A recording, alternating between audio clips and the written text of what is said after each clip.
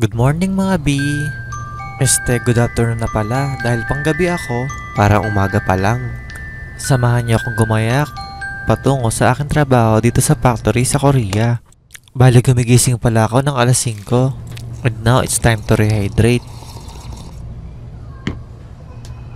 Thank you God for today. Kung di niyo may tatanong 4 years na ako mahigit dito sa Korea. Ito ang aking daily morning routine. Magpapakulo ng tubig para sa kape, magdidilig ng halaman, at magmumuni-muni.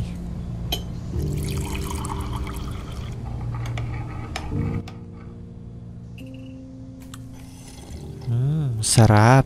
Siguro hindi ako mabubuhay nang walang kape. Naalala ko nung wala pa kami, kape ang aking inuulam. Nakakamiss yung mga ganong panahon, pero salamat na rin at nakapunta ako ng Korea. Nakukuha ko ang mga pangangailangan at mga nais ko sa buhay. Siya nga pala mahilig maghalaman ng aking ina at ito ang naman ako sa kanya. Kaya hanggang dito sa Korea, mahilig ako magtanim.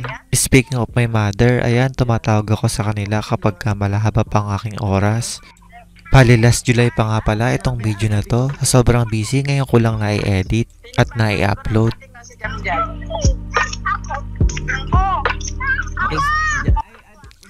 Lalo ko tuloy silang na-miss, pati na ang aking mga pamangkin.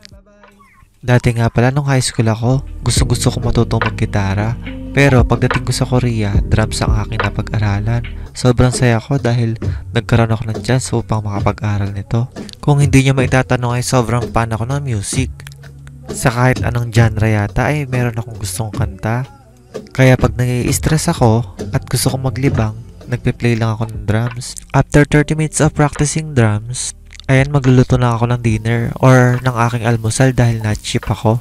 At dahil OFW tayo, wala tayong aasahan kundi ang ating sarili lamang. Pero kung marami kayong pera, ayan, ma-order na lang kayo sa online para magpa-deliver ng pagkain. Pritong sanggupsal at itlog nga pala ang aking ulam. Let's eat mga B.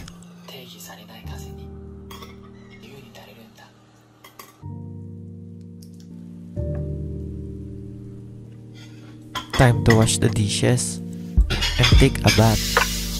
At dahil summer dito sa Korea, kahit mag-alas 8 na ay sobrang liwanag pa rin ang labas. Nagbabike nga pala ako patungo sa aking trabaho.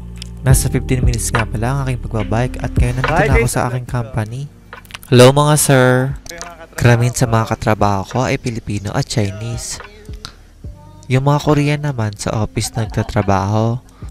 Meron din mga Korean na nagtatrabaho dito sa line. Pero dahil panggabi kami, karamihan sa panggabi ay mga Pinoy at Chinese lang. Meron din Indonesia, Thailand, at Vietnam.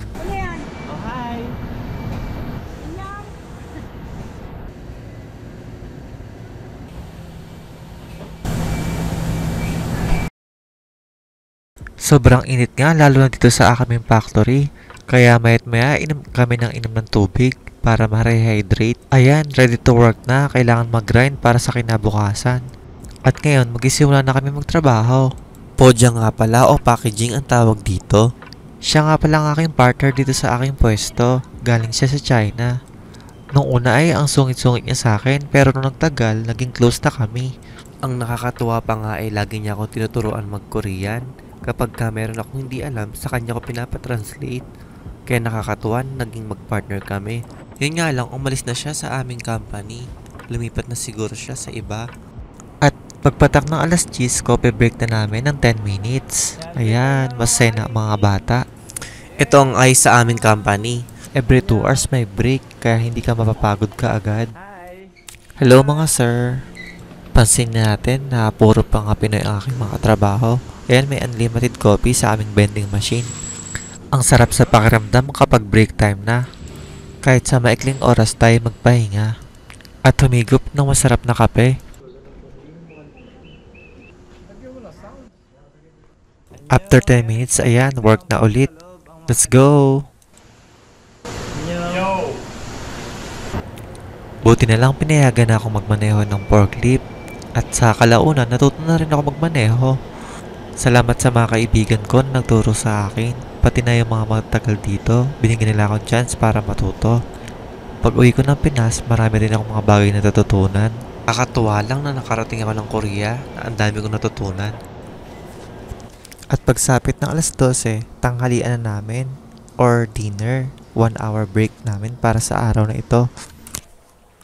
Siyempre, kailangan natin magugos ng kamay. At yan, kainan na. Salamat sa mga Pinoy na nagdala ng pagkain. Alam nyo ba, libre naman talaga ang aming lunch araw-araw. Pero dahil gusto ng lutong Pinoy ng aming mga katrabaho, lagi silang may baon, lagi silang nagluluto para sa amin. Siguro nasawa na sila sa mga Korean food. Pati ako nga minsan nagbabaon na din eh. Ayan, solved na naman ang mga kuya nyo. Sarap!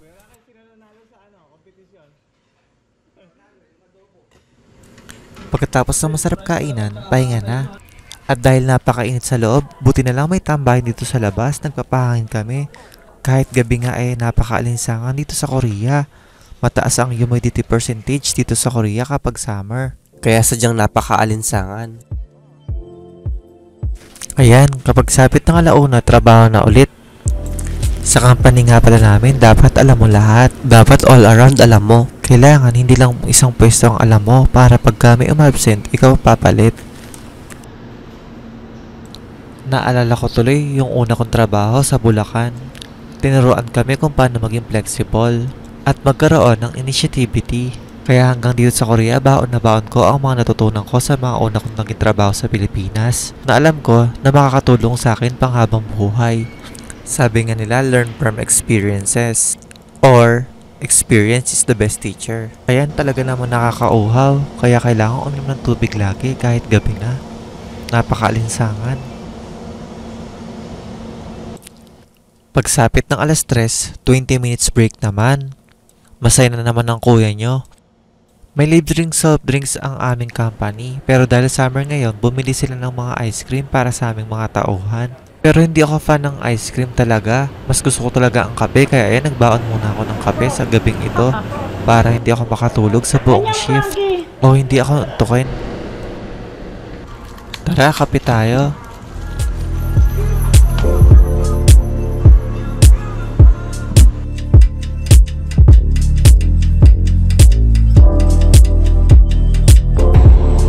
Pagkaraan ng ilang minuto trabaho na ulit.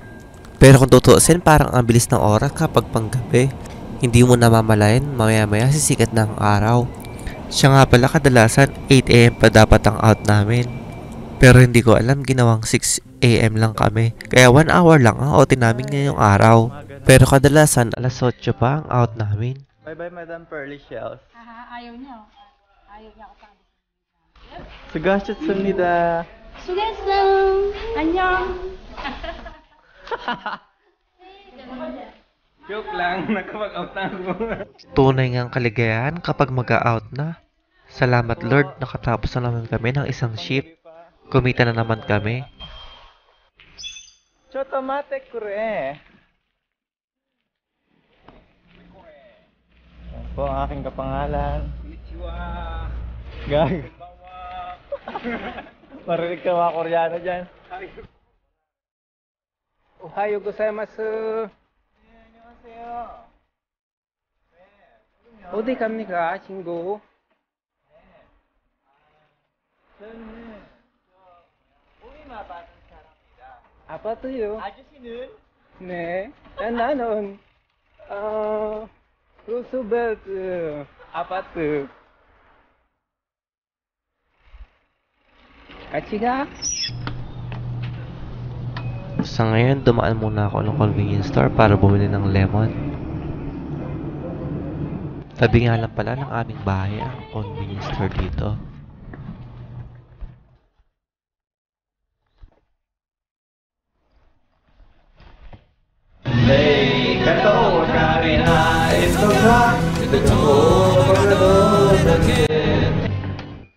Sa wakas, nandito na ako sa bahay.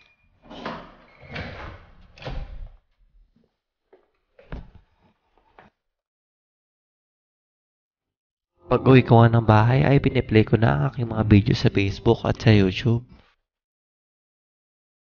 Hey Siri, unlock.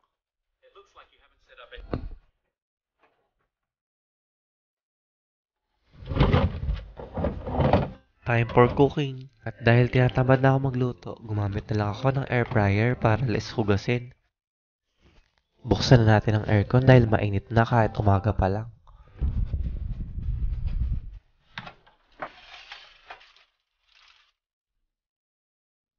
Ayan, dinner na ulit while watching One Piece.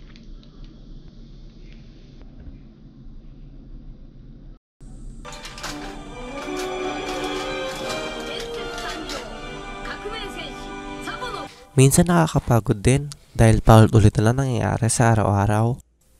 Pero nagpapasalamat ako dahil nakarating ako ng Korea.